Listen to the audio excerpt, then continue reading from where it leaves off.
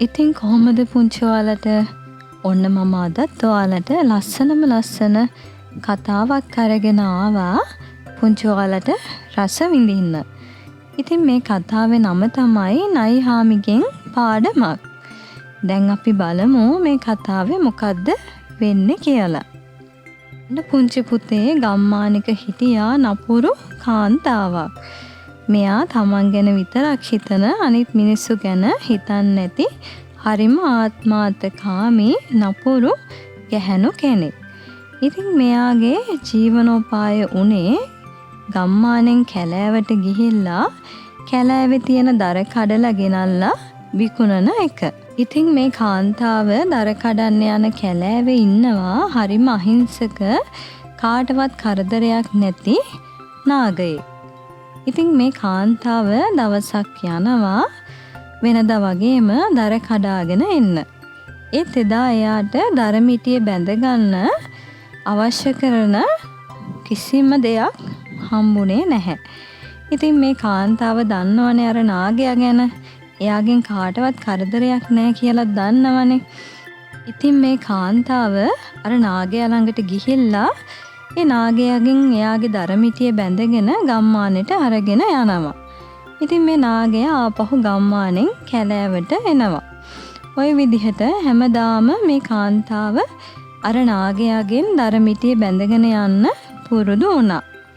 ඒත් අර නාගයා හරිම අහිංසකයිනේ. එයා කවදාවත් අර කාන්තාවට කරදරයක් හිරිහැරයක් කළේ නැහැ. ඉතින් අර කාන්තාව පුරුද්දක් විදිහට හැමදාම මේ දේ කරන්න පුරුදු වුණා. මේ නාගයාට මේ සිදුවීම හරිම වේදනාකාරී. ඉතින් හැමදාම මේ විදිහට දරමිටිය බැඳගෙන යනකොට මේ නාගයා ටික තුවාල වෙන්න පටන් ගත්තා. ඉතින් දවසක් මෙයා ගම්මානෙට ගිහිල්ලා ආපහු එනකොට එයාට තවත් නාගයෙක් මුණ ගැහෙනවා. ඉතින් අර නාගයා මේ අහිංසක නාගයාගෙන් අහනවා කොහොමද එයාට තුවාල වුණේ කියලා. ඉතින් අර අහිංසක නාගයා අනිත් නාගයාට එයාට වුණ සිදුවීම විස්තර කරලා කියනවා. ඉතින් දැන් අර නාගයාට හොඳටම කේන්ති ගියා. මොකද එයාගේ යාළුවාට මේ හැමදාම වෙන දේ නිසා එයාගේ ඇඟ තුවාල වෙලා යනවනේ. ඉතින් මේ නාගයා අර අහිංසක නාගයාට උපදෙසක් දෙනවා. හැමදාම එකම විදිහට ජීවත් වුණොත් තව ටික දවසකින් ඔයාගේ ජීවිතේ නැති වෙලා යයි. ඒ නිසා ආයෙත් දරමිටිය බඳින්න ආවොත් පෙනේ පුප්පලා ඔයා නාගයෙක් බව අර කාන්තාවට පෙන්වන්න. ඊටත් වඩා වද දුන්නොත් ඔබ ඒ කාන්තාවට දෂ්ට කරන්න කියලා අර නාගයා අර අහිංසක නාගයාට උපදෙසක් දෙනවා. ඉතින් පුංචි යාළුවනේ ওই විදිහට දවස් කීපයක් ගත වෙලා අර කාන්තාව නැවතත් එනවා කැලෑවට දර හොයාගෙන යන්න. ඉතින් එදත් අර විදිහටම මේ නාගයා ළඟට යනවා දර මිටිය බැඳ ගන්න. ඔන්න එතකොටම අර නාගයා එයාගේ යාළුවා කියපු විදිහටම දෂ්ට කරන්න වගේ එකපාරටම පෙනේ පුප්පනවා. ඉතින් අර කාන්තාව හොඳටම බය වෙනවා කවදාවත් නැතිව මේ නාගයාට මොකද්ද උනේ කියලා.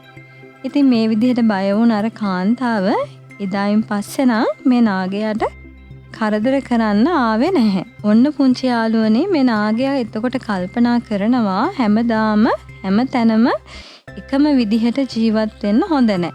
තැනට ගැලපෙන විදිහට තමයි අපි ජීවත් වෙන්න ඕනේ කියලා.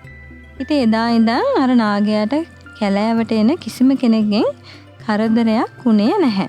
ඉතින් ඔන්න ඔය විදිහට තමයි නයිහාමිගෙන් අර කාන්තාව පාඩමක් ඉගෙන ගත්තේ. තවත් මේ වගේ ලස්සන කතාවක් අරගෙන පුංචි ඔයාලව මුණ ගැහෙන්න එනකන් පුංචි ඔයාලට සුබ දවසක්.